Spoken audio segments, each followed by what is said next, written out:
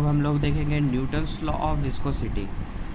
एक कंसीडर करते हैं कि आपका एक सरफेस है जिस पे फ्लूइड ऐसे से फ्लो हो रहा है।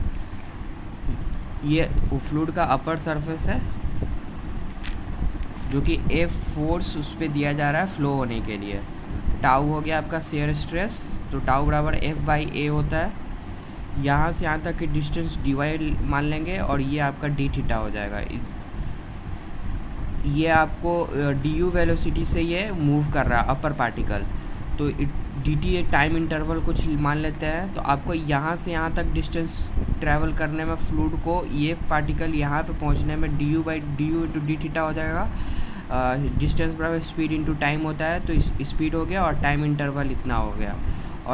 और ये यहाँ पे पहुँच गया वो पार्टिकल्स, तो ये दोनों के बीच का एंगल डी थीटा हो गया। और ये dy हो गया ये सरफेस का, अपर सरफेस और ये सॉलिड सरफेस के बीच में। और जो सॉलिड सरफेस और उसके जो सबसे नियरेस्ट जो आपका फ्लूइड का पार्टिकल होता है या लिक्विड का पार्टिकल होता है, उसका वेलोसिटी 0 होता है, सबसे क्लोजेस्ट। तो हम लोग जानते हैं shear stress is directly proportional to rate of shear strain. तो यहाँ से आप यहाँ से आप tan थीटा लगाएंगे तो ये आपका हो जाएगा परपेंडिकुलर बाय बेस। तो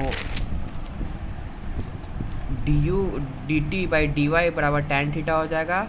तो यहाँ पे d थीटा बहुत वेरी स्मॉल है, तो tan थीटा को सिर्फ आप d थीटा भी लिखा जा सकता है।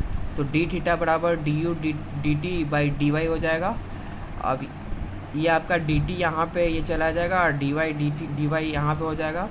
इस वाले टर्म को हम रेट ऑफ शेयर स्ट्रेन बोलते हैं, और इस वाले टर्म को change in velocity with respect to distance, क्योंकि ये वेलोसिटी चेंज हो रहा है हमारे डिस्टेंस के रिस्पेक्ट में, तो इसको हम वेलोसिटी ग्रेडियंट बोलते हैं और इसको रेट ऑफ शेयर स्ट्रेन बोलते हैं। तो rate of shear strain is directly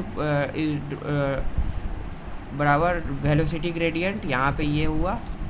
तो हम जानते हैं जो हमारा टाउ होता है वो डायरेक्टली प्रोपोर्शनल होता है, जो शेयर स्ट्रेस होता है वो डायरेक्टली प्रोपोर्शनल होता है रेट ऑफ शेयर स्ट्रेन के। तो शेयर स्ट्रेन का वैल्यू ये है, तो हम यहाँ पे टाउ बराबर डायरेक्टली प्रोपोर्शनल, तो जब ये दोनों इसके बराबर है और ये वाला आपके टाउ के बराबर है, तो ये चीज़ हम यहाँ पे ये लिख सकते हैं। तो जब ये प्रोपोर्शनल हटेगा तो कोई कांस्टेंट आएगा, तो t बराबर हो जाएगा म्यू du/dy। ये आपका म्यू जो हुआ ये विस्कोसिटी ही हुआ। म्यू को हम डायनेमिक विस्कोसिटी ऑफ फ्लूइड बोलते हैं। अब कुछ ऐसा यूनिट्स देख लेते हैं। तो टाउ बराबर होता है म्यू du/dy। टाउ का यूनिट होता है न्यूटन पर मीटर स्क्वायर। म्यू को म्यू जैसा छोड़ दिया। वेलोसिटी का मीटर पर सेकेंड होता है और डिस्टेंस का मीटर होता है। तो यहाँ पे म्यू यहाँ पे आ जाएगा और यहाँ से हम लोग का म्यू का यूनिट निकल जाएगा। तो म्यू हो जाता है न्यूटन सेकेंड पर मीटर स्क्वायर, मतलब डायनेमिक विस्कोसिटी का यूनिट ये हुआ। आप इसे जबकि हम न्यूटन पर मीटर स्क्वायर को हम पास्कल भी बोलते हैं, प्रेशर का यूनिट होता है, क्योंकि प्रेशर भी फोर्स बाय एरिया होता है। यहाँ भी फोर्स न्यूटन हुआ और ये आपका एरिया होगा मीटर स्क्वायर, तो इसको हम पास्कल बोल सकते हैं। तो म्यू बराबर हो जाएगा इतना पास्कल सेकेंड। तो म्यू की जो हमारी ऐसा यूनिट आएगी पास्कल सेकेंड हो गए। अब CGS यूनिट ऑफ आपका डायनेमिक विस्कोसिटी का देखते हैं। तो टाउ का होता है फोर्स का डाइन होता है CGS में, और सेंटीमीटर स्क्वायर एरिया का बराबर हो जाएगा आपका म्यू du/dy। इसका वेलोसिटी का सेंटीमीटर पर सेकेंड हो जाएगा और इसका भी सेंटीमीटर हो जाएगा। तो यहाँ से म्यू बराबर डाइन सेकेंड सेंटीमीटर स्क्वायर हो गया। तो ये आपका डाइन सेकेंड पर सेंटीमीटर स्क्वायर को हम पॉइस भी बोलते हैं, ये बहुत इंपॉर्टेंट है।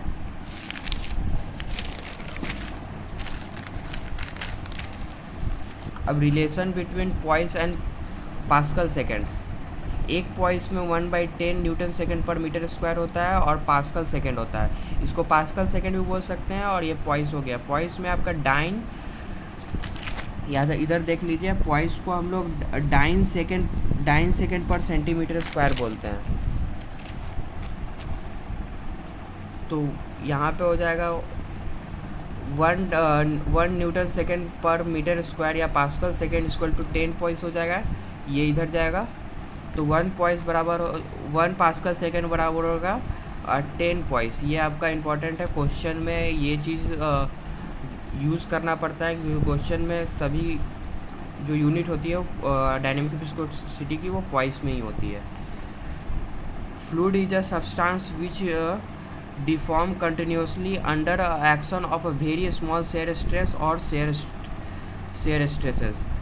मतलब जो हमारा फ्लूइड होता है उसमें थोड़ा सा भी आप शेयर स्ट्रेस जब अप्लाई करते हैं या शेयर फोर्स अप्लाई करते हैं तो वो अपना जो उसका जो शेप होता है वो बढ़ता है, मतलब फ्लो होना स्टार्ट हो जाता है और फ्लो होते ही जाता है कंटिन्यूसली फ्लो होते ही जाता है। मतलब थोड़ा सा ही फ्लो फोर्स अप्लाई करने पे या शेयर स्ट्रेस अप्लाई करने पे। अब देखते हैं काइनेमेटिक विस्कोसिटी। इसको हम